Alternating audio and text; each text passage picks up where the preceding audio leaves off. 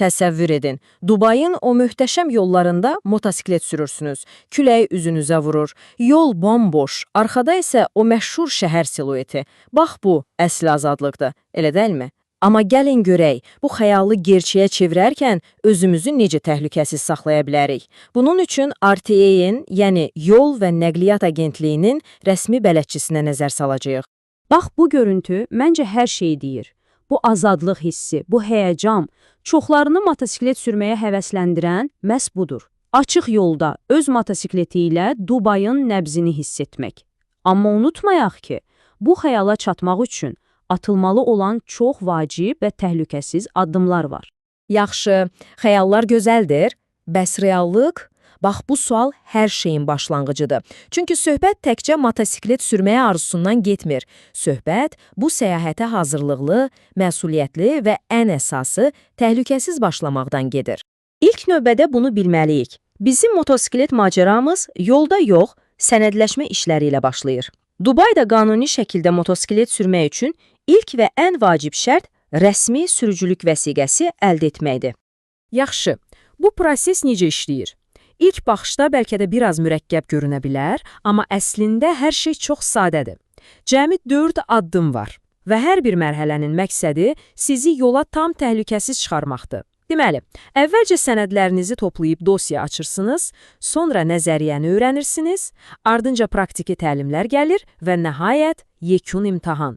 Gördüyünüz kimi, hər şey çox məntiqli və ardıcıl qurulub. Və təbii ki, bütün bu prosesə başlamaq üçün ən əsas şərtlərdən biri yaş həddidir. Yəni, ən azı 17 yaşınız tamam olmalıdır ki, bu həyəcanlı səyahətə ilk addımınızı ata biləsiniz. Motosiklet sürmək, bəli, azadlıqdır. Amma bu azadlıq böyük bir məsuliyyətlə gəlir. Sizin təhlükəsizliyiniz hər şeydən, amma hər şeydən önəmlidir. Və qoruyucu geyiminiz də sizin asfalt üzərindəki şəxsi zirehinizdir. Bunu heç vaxt unutmayın. Elə RTA bələdçisində də bu xüsusi olaraq vurğulanır. Düzgün geyim və avadanlıq vacibdir, amma sizi hər şeydən qoruya bilməz. Bu nə deməkdir? Yəni, ən bahalı, ən keyfiyyətli geyim belə sizin diqqətinizi və ehtiyatlılığınızı əvəz etmir. Amma riskləri inanılmaz dərəcədə azaldır. Və bir də bunu yadda saxlayaq, təhlükəsizlik deyəndə söhbət təkcə dəbilqədən getmir. Yox, bu, başdan ayağa, bütün bədəninizi qoruyan tam bir sistemdir. Hər bir elementin özünə məxsus, həyati rolu var. Deməli, hələ mühərriki işə salmamışdan qabaq, hər bir sürücünün mütləq sahib olmalı olduğu şeylər bunlardır. Yeni, parlaq rəngli və başınıza tam oturan bir dəbilqə. Bu, həm sizi qoruyur, həm də yolda başqalarının sizi daha asan görməsinə kömək edir. Sonra, möhkəm gödəkçə, xüsusi çəkmələr və əlcəklər.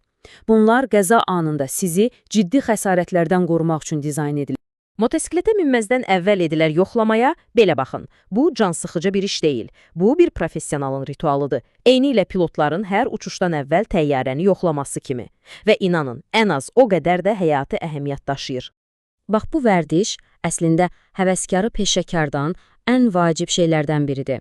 Sərf edəcəyiniz cəmi 2 dəqiqə sizi yoldakı böyük təhlükələrdən qoruya bilər. Yaxşı, bəs nəyi yoxlamalı?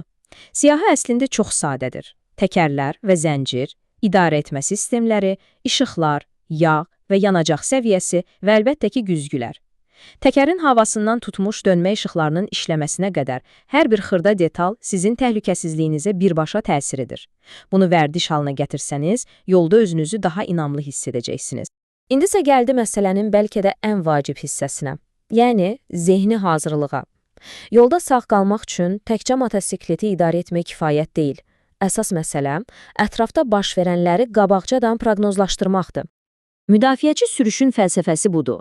Reaktiv olmaq, yox proaktiv olmaq. Yəni, siz sadəcə yolda qəfil yaranan vəziyyətə reaksiya vermirsiniz. Siz potensial təhlükələri hələ yaranmamışdan əvvəl görüb, onlardan yaymağa çalışırsınız.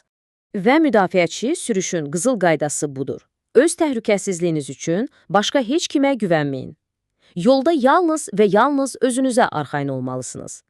Heç vaxt düşünməyin ki, o biri sürücü sizi gördü və ya düzgün hərəkət edəcək.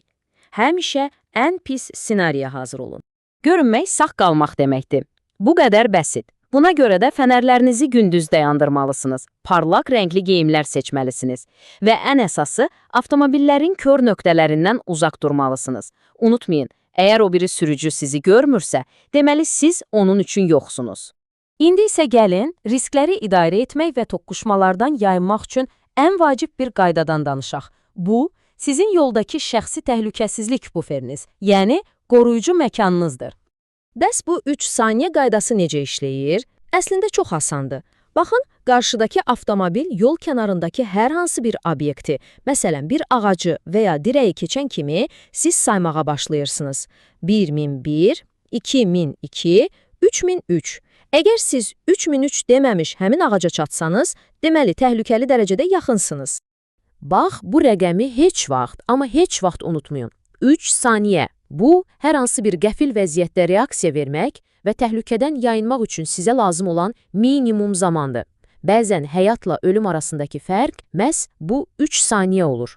Və bir vacib məqam da var, 3 saniyə ideal şərait üçün nəzərdə tutulmuş minimum vaxtdır. Əgər hava yağışlıdırsa, yol sürüşkəndirsə və ya gecə vaxtıdırsa, bu məsafəni 4, 5 və ya hətta daha çox saniyəyə qədər artıraraq özünüzü əlavə sığortalamış olursunuz.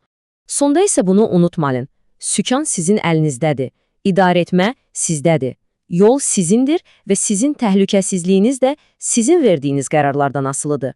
Hər bir qaydaya əməl etməklə, hər yoxlamanı diqqətlə aparmaqla siz sadəcə motosiklet sürmürsünüz. Siz öz səyahətinizin, öz taleyinizin ağası olursunuz.